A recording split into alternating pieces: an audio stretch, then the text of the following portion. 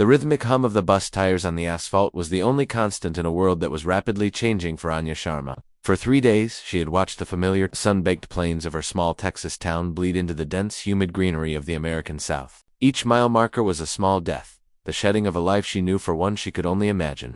She sat alone, clutching the worn canvas strap of her duffel bag until her knuckles were pale and bloodless. At 5'4", with a slender build and a quietness that was often mistaken for fragility, she knew she didn't fit the mold. People's eyes tended to slide right over her, seeing nothing of the steel that had been forged in the quiet forge of her heart. That steel was her father's legacy. He was a decorated Army Ranger, a man who carried his heroism not like a banner, but like a quiet, internal compass. He never boasted of his medals or his missions, but he had instilled in her a profound understanding of strength. "It's not in the noise you make, Anya," he'd told her the day she enlisted, his voice soft but firm. "It's in the silence when you refuse to break. It's about the size of your will." The bus hissed to a stop before the imposing gates of Fort Bragg, North Carolina. The sign, stark and official, felt like a final barrier between her past and future. As she stepped down into the thick, soupy air, the base felt less like a place and more like a living entity, buzzing with the nervous energy of 100 other young men and women who, like her, stood on the precipice of the unknown. The men were mostly big,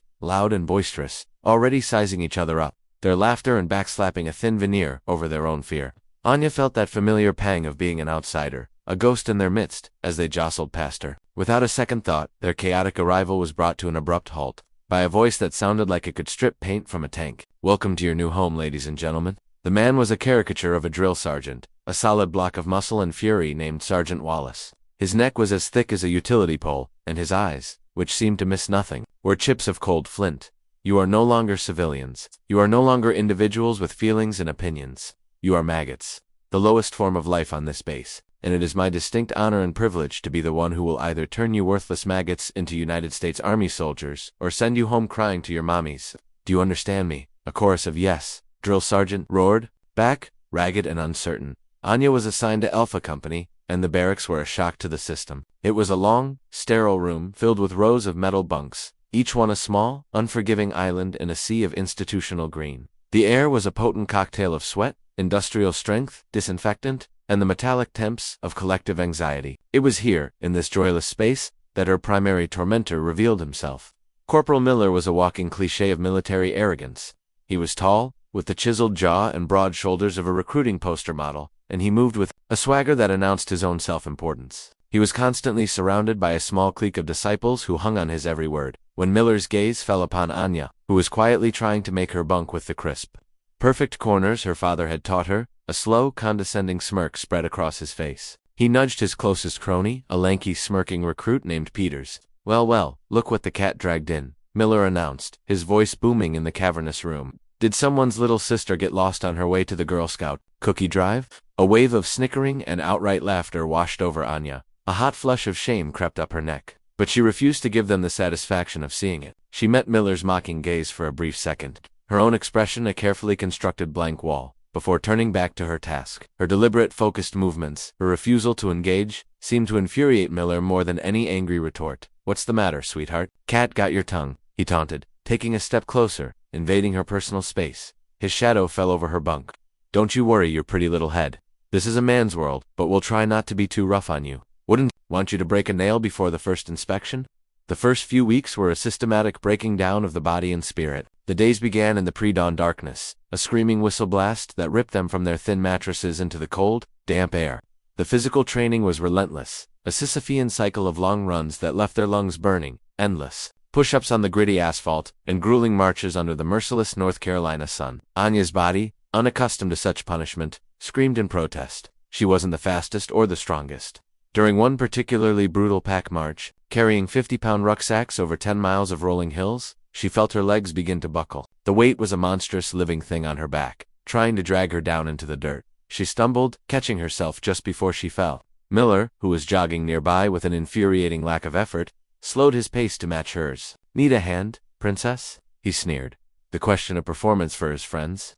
He made no move to help, simply watching her struggle with an air of detached amusement. His friends, Peters and Davis, snickered behind him. The humiliation was a physical weight, almost as heavy as the pack itself. But as she looked at their smug, mocking faces, the shame inside her crystallized into something else, a cold, hard diamond of resolve. She grit her teeth, the muscles in her jaw aching. She planted her feet, straightened her back, and pushed herself forward. One agonizing step, then another. She finished the march, not at the front of the pack with Miller, but she wasn't at the back either. She hadn't quit. The taunts became a part of her daily life. They nicknamed her Private Princess and Sharma the Charmer. They would find ways to sabotage her, accidentally knocking over her perfectly made bunk just minutes before inspection, forcing her into a frantic race against time. In the mess hall, they would make loud, pointed comments about her eating habits, suggesting she was eating rabbit food to maintain her delicate figure. Anya absorbed it all. Every insult, every jeer, was another log on the fire of her will. She gave them nothing, no tears, no anger, no reaction at all. Her silence was her shield and her weapon.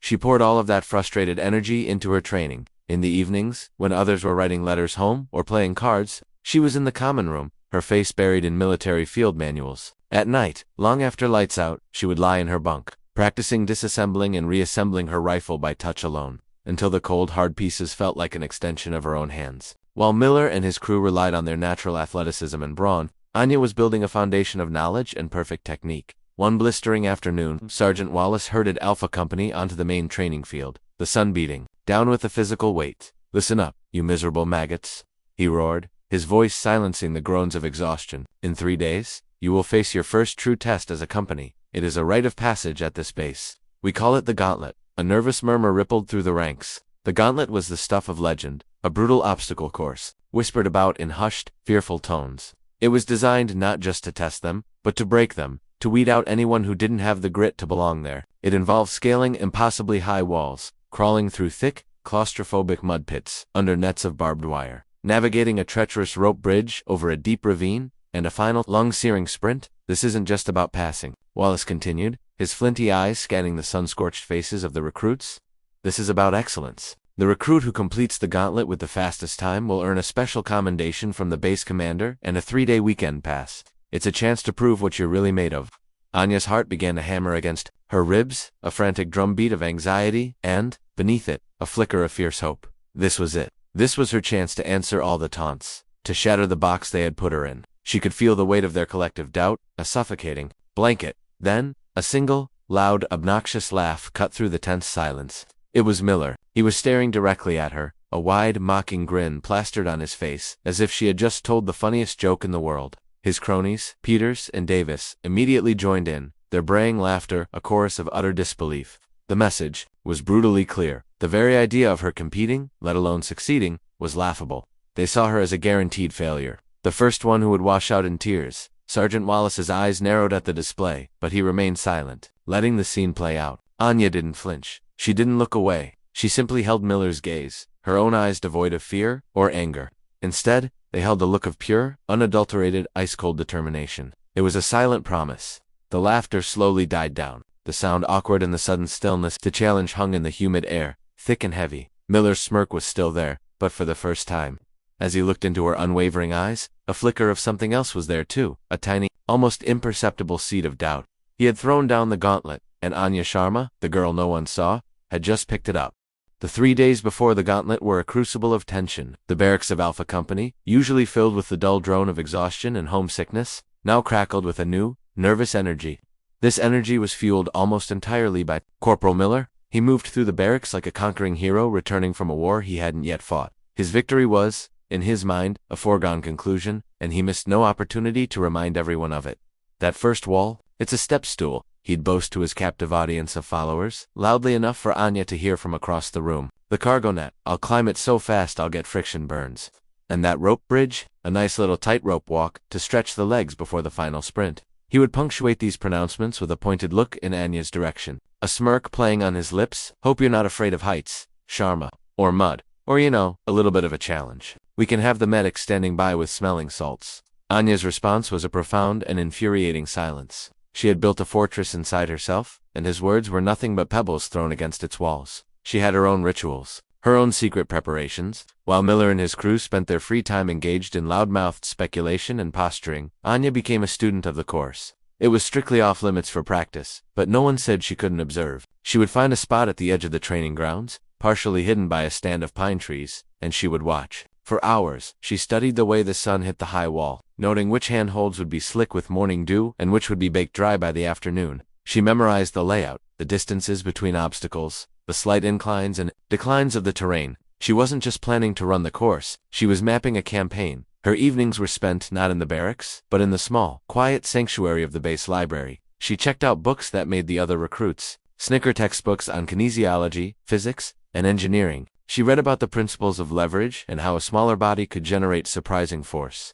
She studied diagrams of momentum and friction, learning how to use the course's own challenges to her advantage. She was preparing for a battle of intellect and strategy, not just one of brute strength. Her quiet, academic focus was a source of endless amusement for Miller's crew. "Hey Peters, check it out," Miller would say, gesturing with his chin towards Anya, who was sitting on her bunk, practicing the controlled breathing techniques she'd read about. "Private Princess is trying to meditate her way through the course. He's probably reading a book on how to ask the obstacles to politely get out of her way." The laughter that followed was always a little too loud, a little too forced, betraying a sliver of insecurity. Anya's refusal to be baited was like a stone in their collective shoe, a constant low-level irritant. They craved a reaction, a tearful breakdown or an angry outburst, but she gave them nothing but a calm, unnerving, and utterly unshakable focus.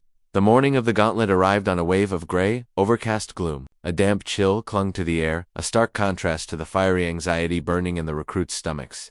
Sergeant Wallace stood before them, his face looking as if it were carved from granite. "Today, you will be tested," he began, his voice a low rumble that cut through the morning mist. "You will face pain. You will face exhaustion. You will face that little voice in your head that tells you to quit. When that moment comes, and it will come for every single one of you, you have a choice. You can surrender to the weakness, or you can dig deep and find a reserve of strength you never knew you had." He paused, his gaze sweeping over each and every recruit, lingering for a fraction of a second on Anya, then on Miller. "The course is timed. You run one at a time. Your reputation in this army starts today. Do not disappoint me." The recruits were called up in alphabetical order. Miller's turn came early. He swaggered to the starting line, cracking his knuckles, and playing to the small crowd of onlookers and off-duty soldiers who had gathered to watch the spectacle. He was a powerhouse of an athlete, and from the moment the whistle blew, it showed he didn't run the course. He attacked it. He was a blur of raw, explosive energy, vaulting over the initial hurdles with contemptuous ease, and powering his way up the towering cargo net. He let out a primal roar as he swung across the monkey bars, his movements fluid and brutally efficient. He finished the course with a stunningly fast time, collapsing at the finish line with a triumphant chest-heaving grin. He had thrown down a challenge that seemed impossible to meet. As he walked back to the waiting group, he shot Anya a look that was pure, arrogant victory. "Top that," it said. One by one, the other recruits took their turn.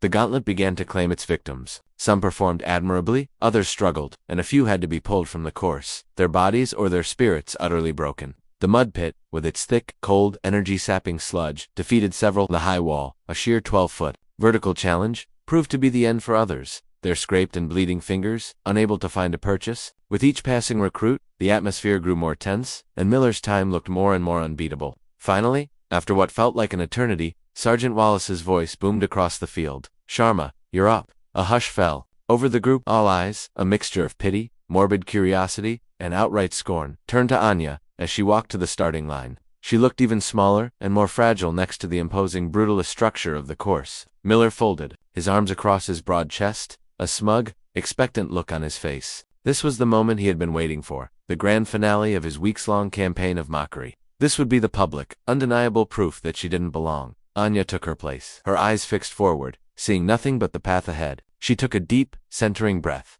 clearing her mind, just as she had practiced.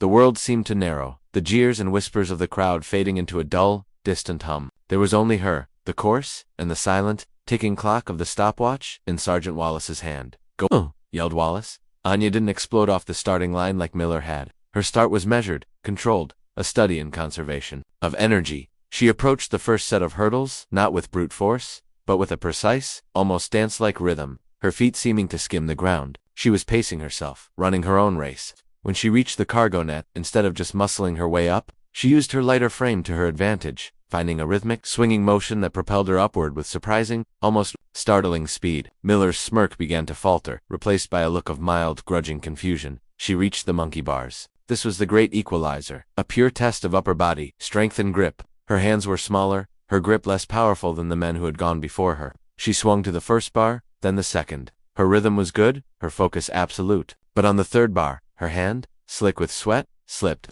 A collective gasp went through the onlookers. She dangled for a heart-stopping moment, her entire body weight held by the straining fingers of one hand. Miller let out a short, triumphant laugh. "It's over," he muttered to Peters. loud enough for those nearby to hear. Anya's arm trembled violently with the strain. Her face was a mask of pure concentration and agonizing pain. She swung her body a desperate pendulum-like motion, trying to regain momentum, but her strength was fading fast. It looked like this was the end of her run. She was going to fall. Her fingers, white and bloodless, began to lose their tenuous grip on the cold, hard, unforgiving metal. Dangling by one arm, 20 feet above the hard-packed earth, Anya felt a searing white-hot pain shoot from her shoulder down to her fingertips. The jeering laughter from Miller's direction was a distant buzzing sound, like angry hornets, far away. In that suspended moment, everything slowed to a crawl. She could feel the rough, scored texture of the metal bar against her skin, the fiery protest of her straining muscles, the frantic, desperate pounding of her own heart against her ribs. Quitting would be so easy. All she had to do was let go. The fall would hurt, but the public humiliation, the confirmation of everything Miller had said about her, would hurt infinitely more. Then, as if he were standing right beside her, her father's voice echoed in the quiet chambers of her mind, calm and steady. "It's about the size of your will, Anya." A surge of pure defiant adrenaline coursed through her. With a grunt of effort that seemed to tear something in her shoulder, she hooked her leg up and over the very bar she was holding onto. It was an unorthodox acrobatic move, something born of pure desperation that no one else had even considered. It contorted her body into a strange, awkward position, but it took a fraction of the strain off her burning arm. The crowd was utterly silent now, their mockery replaced by a stunned, open-mouthed disbelief. Miller's jaw was slack, his smug expression wiped clean from his face. Even Sergeant Wallace watched with a new intensity, his expression unreadable, but a flicker of something was it interest, respect, danced in his cold eyes. Anya didn't pause to acknowledge them or to savor the moment. She took 2 quick, ragged breaths, swung her body back underneath the bar with a surge of renewed strength, and continued her way across, her movements fueled by a desperate, raw, and beautiful determination. She dropped to the ground on the other side, her shoulders screaming in protest, but she didn't slow down. She ran, her legs pumping, her mind already on the next challenge, the mud pit. It was a long, shallow trench, filled with thick, cold, foul-smelling mud, covered with a low-slung net of genuine barbed wire. Recruits had to crawl through it on their bellies, a primal struggle against the elements. Many had lost precious seconds here, fighting against the thick suction of the mud that clung to them like a living thing. Anya didn't fight it. She embraced it. Remembering the principles of fluid dynamics from the book she'd read, she spread her weight out, using her arms and legs to propel herself forward in a low, efficient, almost serpentine motion. She wasn't crawling, she was swimming through the muck, using a technique that minimized resistance and conserved her precious, dwindling energy. She emerged on the other side, covered head to toe in a thick cocoon of brown sludge, but having navigated the obstacle faster than anyone else, including Miller, she was a mess of mud and sweat, a creature born of the earth, but her eyes were shockingly bright, burning with a focused intensity. She was now in the final stretch of the course, and she knew she was making up time. The only major obstacle left was the 12-foot wall. It was a sheer wooden face, a monument to intimidation, with only a few small, staggered blocks for hand and footholds. It was a test of pure upper body strength, the obstacle where Miller, with his powerful frame, had excelled. Anya could feel her momentum flagging, her body aching, and her shoulder throbbing with a dull, persistent fire. She sprinted towards the wall, her smaller strides eating up the ground. She hit the base and leaped, her muddy fingers just catching the first handhold. She pulled herself up, her combat boots scrambling for a purchase on the slick wood. She made it to the second level of holds, but her smaller frame was a significant disadvantage here. She couldn't reach the next handhold as easily as the taller recruits. She stretched, her fingers brushing against the rough wood, just centimeters from a solid grip. She tried again, a pained grunt escaping her lips, but it was just out of reach. From the ground below, Miller's voice, dripping with a renewed, hopeful sarcasm, called out, "Need a ladder, Sharma?" Anya ignored him, pressing her cheek against the rough, splintery wood of the wall, her breath coming in ragged, painful gasps. She could feel the seconds ticking away, each one a small failure. Her record-breaking time was slipping through her fingers. She looked down, not in defeat, but in frantic calculation. Her eyes scanned the surface of the wall, and she saw it, a tiny, almost invisible seam where 2 of the large wooden planks were joined together. It wasn't a designated handhold, it was a flaw in the construction. It was a massive risk. If her fingers slipped, if the wood gave way, she would fall. She took a deep, shuddering breath, repositioned her feet on the small block, and pushed off with every ounce of strength she had left. For a terrifying, heart-stopping second, she was airborne, her body scraping hard against the wall. Then, her fingers jammed into the tiny seam. A blinding flash of pain shot through her knuckles, but she held on. The wood splintered slightly. Under the intense pressure, using that precarious, painful grip, she found the leverage she needed to swing her leg up and over the top of the wall. She scrambled over, landing heavily on the other side, a jolt of pain running up her legs from the impact. She didn't hesitate. She pushed herself up and sprinted. The finish line was a blur of motion and screaming muscles. She crossed it and immediately collapsed to her knees, every fiber of her being on fire. She didn't know her time. In that moment, she didn't care. She had finished. She had not quit. A profound, almost reverent silence had fallen over the assembled recruits. They stared, no longer at a joke, no longer at Private Princess, but at a soldier who had been tested to her absolute limit and had refused to be broken. Sergeant Wallace walked over, his heavy combat boots stopping right in front of her. Anya looked up, her vision blurry with exhaustion and sweat. He was holding the stopwatch, his thumb resting on the button. He looked from the watch to her mud-caked face, then to the stunned, ashen face of Corporal Miller, and then back to her. He didn't smile. His face was as stern and unyielding as ever, but his voice, when he spoke, was different. It was quiet, almost thoughtful, stripped of its usual roaring fury. "Well, Sharma," he said, clicking the stopwatch to reset it. The sound was unnaturally loud in the dead silence. He paused, deliberately letting the tension build. His eyes locking onto hers, the entire company leaned in, holding their collective breath, waiting to hear the final result. The confirmation of the impossible thing they had just witnessed. Was it possible? Had she actually done it? Miller stood frozen, his face pale, the confident smirk completely gone, replaced by a look of utter disbelief and a dawning, sickening sense of dread. Sergeant Wallace finally spoke, his next words, hanging in the air, poised to either confirm a miracle or restore the old, familiar order. Sergeant Wallace's gaze swept across the field of mud-caked, exhausted recruits, finally settling on Corporal Miller, whose face had cycled through smug confidence, confusion, and now rested on a mask of ashen disbelief. The silence was absolute, a vacuum broken only by the sound of Anya's ragged, desperate breathing as she knelt on the ground. Wallace looked down at the stopwatch in his hand, a small, silver arbiter of fate, then back at Anya. "Miller," he said, his voice flat and devoid of emotion, each word dropping like a stone into a still pond. "Your time was 4 minutes and 12 seconds. A respectable time, an excellent time, the best time of the day." He paused, deliberately letting the words sink in. A flicker of profound relief washed over Miller's face. Of course. He had won. The world, which had tilted so precariously on its axis, was righting itself. His superiority was confirmed. Until now, Wallace finished. The words hit the company like a physical shock. A low murmur, a collective gasp, rippled through the ranks. Miller's face fell, the color draining from it as if a plug had been pulled. "Sharma," Wallace said, turning his full attention to her, his voice still low but now carrying the weight of an official proclamation, "you got hung up on the bars. You hesitated at the wall. Your technique was unconventional." He let the critique hang in the air, a final twist of the knife before the verdict. "But your time was 4 minutes and 9 seconds. That gasp this time was louder, a wave of pure, unadulterated shock. 4 minutes and 9 seconds. She hadn't just passed. She hadn't just done well. She had beaten him. She had taken the best time of the day, a time set by their strongest and most arrogant member, and she had shattered it. Anya slowly, painfully, pushed herself to her feet, her legs trembling like a newborn foal's. She looked across the field. At Miller. The arrogance was gone, completely stripped away, replaced by a raw, naked fury. His eyes were narrowed slits of rage, his hands clenched into white-knuckled fists at his sides. This wasn't just a loss in a training exercise. It was a public dismantling of his entire identity. The foundation of his power within the group, built on a platform of physical superiority and mockery of the weak, had just been demolished by the one person he had deemed the weakest. "Congratulations," Sharma Wallace said, his voice still, stern, but for the first time, there was an undeniable undercurrent to its respect. "You've earned your commendation and your weekend pass."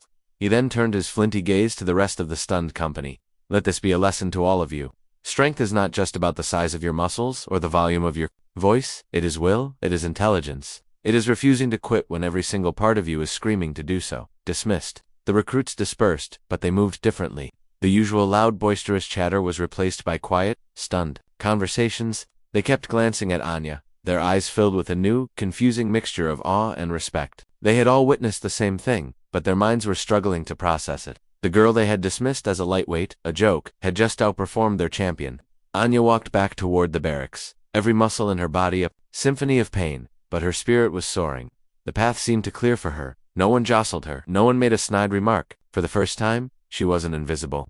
She was seen. The weekend pass felt like a gift from another world. Anya spent most of it in a cheap motel room off base, sleeping for 12 hours straight, letting her bruised and battered body begin the slow process of healing. She soaked in a hot bath until the water went cold, watching the last of the mud from the gauntlet spiral down the drain. She called her father, her voice thick with emotion as she recounted the events of the past. week. He listened patiently, and when she was done, he wasn't surprised. "I always knew you had it in you, Anya," he said. His quiet, unwavering pride more meaningful to her than any medal or commendation could ever be. Steel doesn't have to be heavy, it just has to be strong. When she returned to the base on Sunday evening, the atmosphere had undergone a seismic shift. The open hostility from Miller's crew had been replaced by a tense, resentful silence. They wouldn't look at her, but she could feel the weight of their glares on her back. Miller, in particular, seemed to be consumed by a cold, simmering rage he had lost face, and it was terrifyingly clear that he was not the kind of man to forgive or forget. The dynamic of Alpha Company had been irrevocably altered. Anya was no longer the butt of the jokes. She was a symbol of an upset hierarchy, a living, breathing challenge to the established order. The following week, the training shifted from brute force to quiet precision, marksmanship. This was a different kind of test, one of patience, a steady hand, and an unwavering focus. It was a skill that relied on a calm mind, not a powerful body. The recruits were led to the firing range, a long, open field with targets set at varying distances. Sergeant Wallace, a master marksman himself, explained the sacred fundamentals of breathing, sight alignment, and trigger control. "A soldier who can't shoot is a liability to everyone around them," he barked. "Out here, your rifle is your best friend. Learn to use it, or it will fail you when you need it most."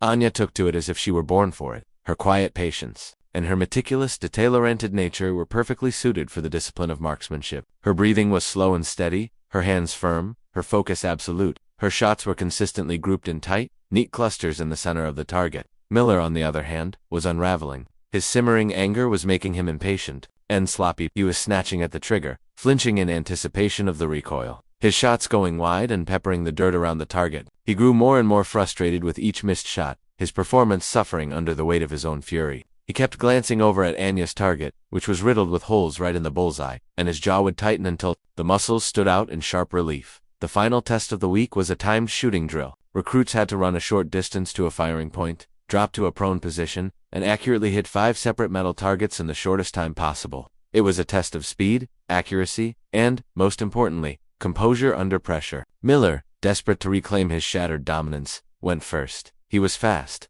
a blur of motion, but his shots were wild. He only managed to hit 2 of the 5 targets. He stalked off the firing line, slamming his helmet on the ground in a fit of pure, childish disgust. Then, it was Anya's turn. She moved with a fluid, economical grace. She dropped to the ground, her breathing controlled, her movements precise. The world narrowed to the sight on her rifle and the 5 distant targets. Pop, a target fell. Pop, another one. Pop, 5 shots, 5 distinct satisfying sounds of lead hitting steel. She had hit all 5. Her time was seconds faster than Miller's dot. It was the final straw. As Anya walked back from the firing line, her rifle held properly at her side, Miller stepped directly into her path, his body a wall of hostile muscle blocking her way. His face was contorted in a mask of pure, unadulterated rage. "You think you're something special, don't you?" he hissed, his voice low and menacing, a venomous whisper. "You think these little games mean anything? This isn't the real army. This is just a show. It's the only one we're in right now." "Miller?" Anya replied calmly, her voice steady, despite the frantic beating of her heart. She tried to step around him. He grabbed her arm, his grip like a steel vice. "You got lucky," he snarled, his face just inches from hers, his breath hot and sour. "On the course? Here, it's all just luck. But luck runs out, Sharma. In a real combat situation, you'd be the first one to curl up in a ball and cry for your mommy. You're weak, and you'll always be weak." "Let go of my arm, Corporal," Anya said, her voice dropping to a dangerously quiet level. "Or what?" he taunted, tightening his grip, a cruel smile twisting his lips. "You gonna challenge me to a knitting competition next?" Suddenly, a voice like a whip crack cut through the tense air. "Miller, unhand that soldier, now." Miller froze, his head snapping towards the sound. It was Sergeant Wallace, and his face was a thundercloud of pure fury. Miller reluctantly, slowly, let go of Anya's arm. Wallace marched over, his boots grinding on the gravel, and got right in Miller's face, his voice dropping to a terrifying, controlled growl. "You will report to me for disciplinary action after evening mess. You are on thin ice, Corporal. Very thin ice." He then looked at Anya, a quick, assessing glance, before turning back to the fuming Miller. "The final phase of our basic training begins next week. We're going out to the field for a 5-day simulated combat exercise. It's called Operation Viper's Nest. You'll be in squads, working as a team. Your survival will depend on your ability to trust the soldiers next to you." He stared hard at Miller. "Let's see how you perform in a real combat situation. Let's see who the weak ones really are." The next day, the squad list was posted on the company bulletin board. A crowd of recruits gathered around it, their voices a low buzz of excitement and anxiety. Anya pushed her way through and scanned the names. her heart sinking with every word she read. Squad 3, Squad Leader, Corporal Miller. Squad members, Peters, Davis, Chen, and Sharma. He had put her in his own squad. It wasn't a coincidence. It wasn't a random assignment. It was a threat. She was going into the wilderness for 5 days, cut off from the rest of the company, under the direct command of a man who now openly despised her, a man whose pride she had systematically dismantled. He would be in charge. He would be giving the orders, and out there, in the dense, disorienting woods of the training area, a long, long way from the direct supervision of Sergeant Wallace, absolutely anything could happen. The air on the morning of Operation Viper's Nest was cold and sharp, each breath a small shock to the lungs. Anya stood in formation with her squad, the 30-pound weight of her pack a familiar burden, but the weight of dread in the pit of her stomach was something new and unsettling. Miller stood before them, his face a stony, unreadable mask, but his eyes, when they flickered towards Anya, were filled with a chilling, predatory malice. He had been disciplined by Sergeant Wallace, forced to spend his entire weekend scrubbing latrines and polishing brass, and the public humiliation had clearly festered into a cold, hard knot of pure resentment. Now, out here, he was in charge. "All right, listen up," Miller began, his voice clipped and unnaturally formal, a poor imitation of Sergeant Wallace's command presence. "Out here, I am your commanding officer. What I say goes. There is no room for debate, no room for individual heroes or sob stories. You will follow my orders instantly and without question. Is that understood?" He stared directly at Anya. As he spoke the last words, a clear and unambiguous challenge. The other members of the squad, Miller's loyal followers, Peters and Davis, and a quiet, nervous recruit named Chen, all shifted uncomfortably. They knew this wasn't just about the mission, this was personal.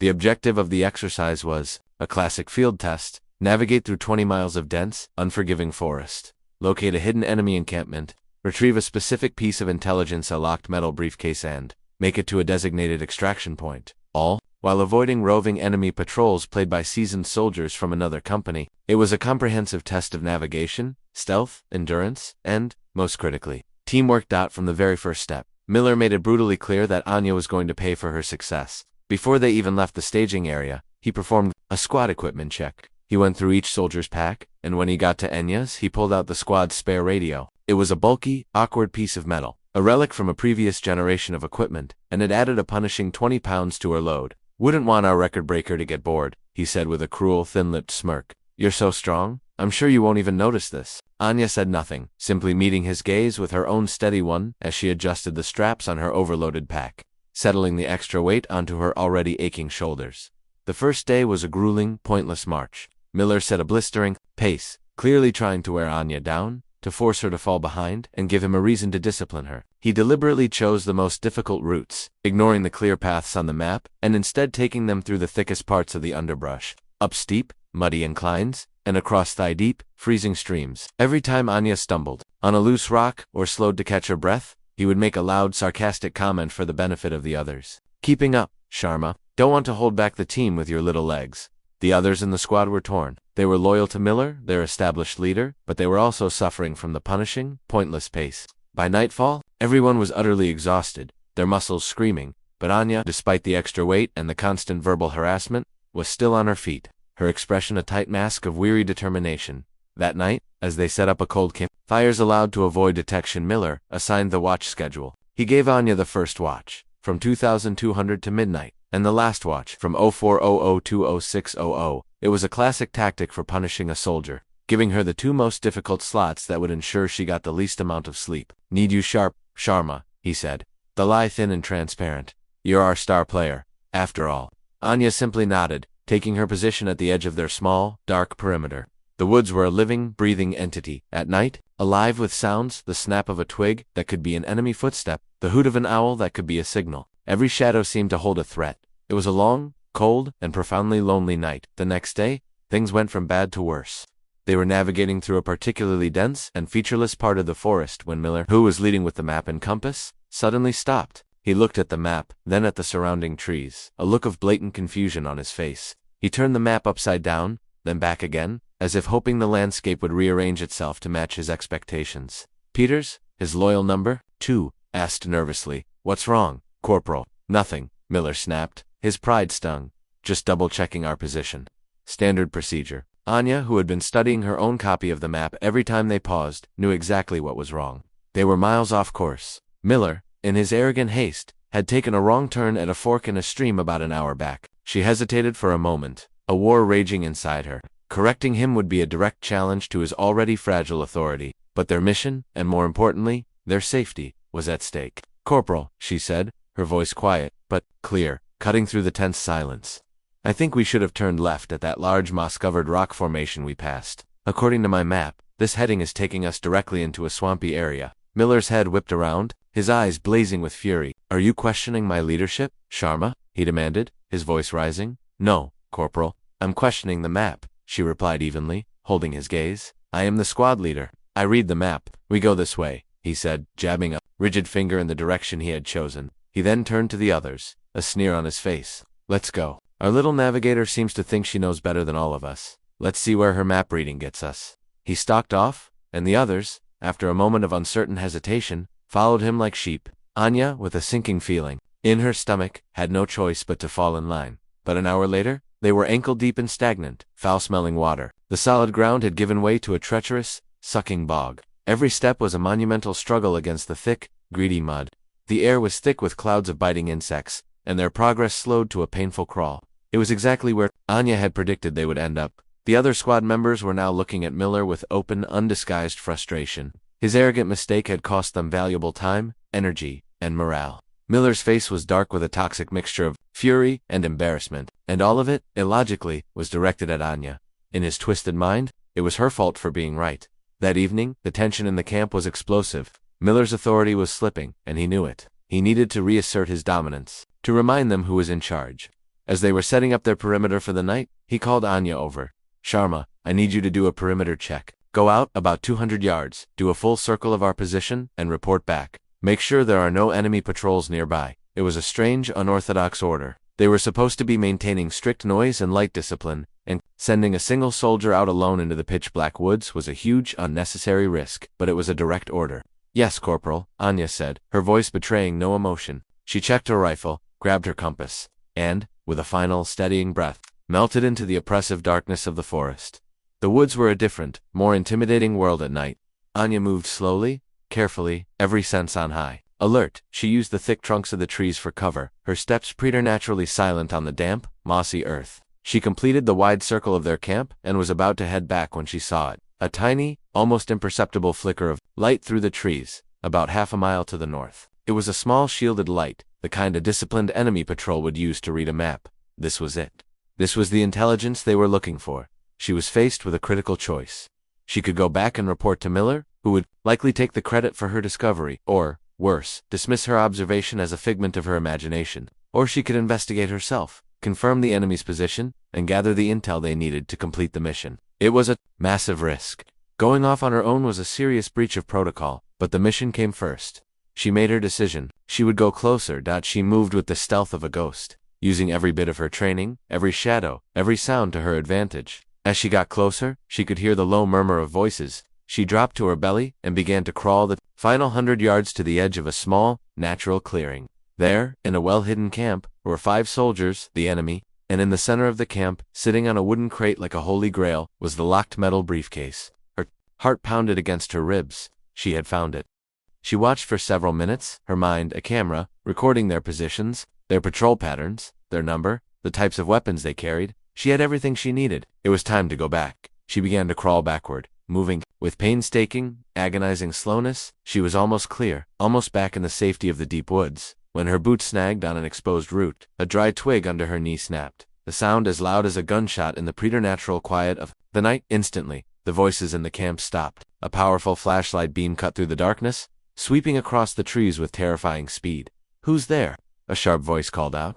Anya froze, pressing herself flat against the ground, trying to will herself invisible, her heart hammering against her ribs. The beam swept closer, methodically, professionally, searching the area where the sound had come from. It passed over her once, then swept back. She was partially hidden behind a large, dense fern, but she knew it wasn't enough.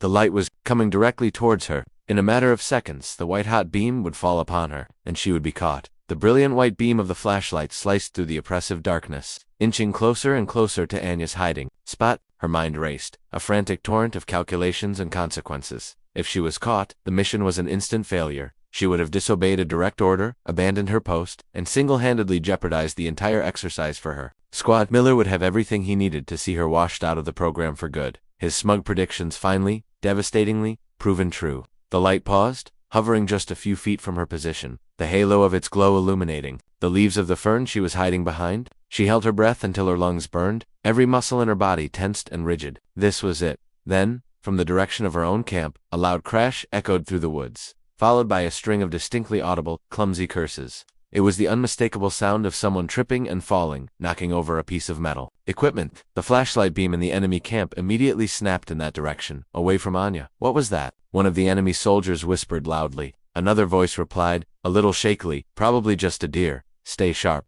The diversion, however brief and accidental, was the only chance Anya needed. She scrambled backward, silent and swift, as a shadow, melting back into the deep, forgiving darkness of the forest. She didn't stop moving until she was a safe distance away, her heart pounding with a chaotic mixture of raw terror and profound gratitude. Who had made that noise? It couldn't have been a coincidence. It felt like a miracle when she slipped back into her squad's camp. Moving like a ghost, she found Miller furiously whispering at Peters. You clumsy idiot, Miller hissed, his voice a venomous whisper. You could have given away our entire position. What is wrong with you?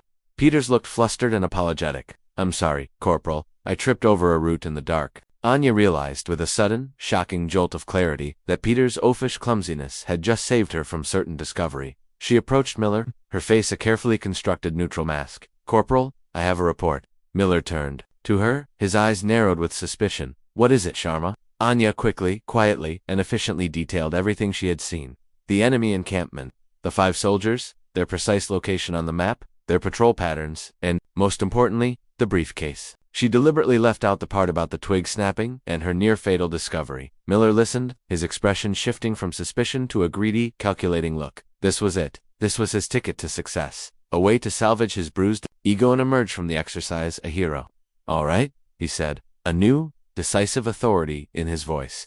Here's the plan. We move in at 0400 just before dawn, when they'll be at their tiredest. We create a diversion on the east side of their camp. While they're distracted, Sharma and I will slip in from the west and grab the briefcase. Peters, Davis, Chen, you're the diversion. Make a lot of noise. Make them think it's a full frontal assault. It was a risky, textbook plan, but it was a plan.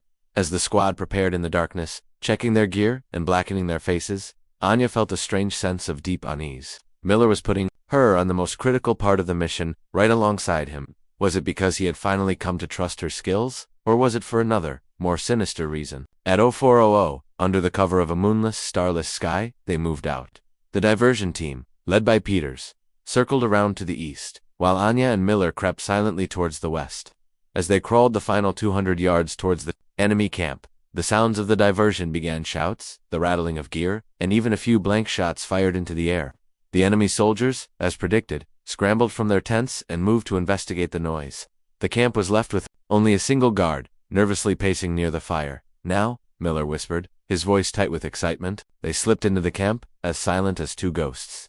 The briefcase was right where Anya had seen it, its metal surface gleaming faintly in the dying firelight. The lone guard had his back to them, peering intently into the woods towards the sounds of the diversion. Miller pointed at the guard, then at Anya, signaling for her to take him out with a standard, non-lethal training exercise takedown. Anya crept up behind the guard, her movements fluid and silent. But as she got close, just as she was about to make her move, Miller did something completely unexpected. He intentionally, deliberately, kicked a small stone. The guard spun around, his training rifle coming up instantly. He saw Anya, and for a split second they were locked in a shocked standoff. But then Anya realized that Miller, who was supposed to be her backup, was gone. He wasn't where he was supposed to be. He had vanished back into the shadows, leaving her completely exposed. It was a setup. A cold, horrifying realization washed over her. He wanted her to be the one caught, the one who failed, the one who took the fall for the mission's failure. Anya didn't have time to think. She lunged forward, not at the guard, but at the briefcase. She grabbed the heavy metal case and sprinted, zigzagging through the trees as the guard shouted and gave chase. She's got the package. Hostile in the camp. It was a trap. He yelled. The other enemy soldiers, realizing the diversion was a fake, came running back, crashing through the undergrowth. Anya ran, her lungs burning, the heavy, awkward briefcase throwing her off balance. She could hear them behind her, their shouts and the sound of their boots crashing through the underbrush getting closer and closer. She had the intel, but she was being hunted. Where was Miller? Where was her squad? She was completely, utterly alone. She burst through a line of thick pine trees and found herself at the edge of a steep, rocky cliff. It was a dead end. Below her, maybe 30 feet down, was a fast-moving black river, its surface churning with white water. There was nowhere else to go. The sounds of her pursuers were right behind her. She could hear them shouting, closing in on her position. She turned, her back to the cliff's edge, the briefcase held tight against her chest like a shield. 5 enemy soldiers emerged from the trees, their training rifles leveled directly at her. She was trapped. "It's over, soldier," one of them said, his voice calm and professional. "Hand over the briefcase." Anya's mind raced. She looked down at the dark, swirling water below, then back at the 5 soldiers in front of her. She thought of her father, of her promise to herself, of Miller's smug, treacherous face. She would not fail. She would not give him the satisfaction. Just as the soldiers began to advance on her, a figure stepped out of the woods beside them. It was Corporal Miller. He had his rifle raised, but it wasn't pointed at the enemy soldiers. It was pointed directly at Anya. A slow, triumphant, evil smile spread across his face. "Give it to me, Sharma," he said, his voice cold and steady as a rock. "The mission is over for you. I'll be the one to bring it home." The enemy soldiers looked confused, glancing between Miller and Anya. They were just part of a training exercise, but this felt terrifyingly real.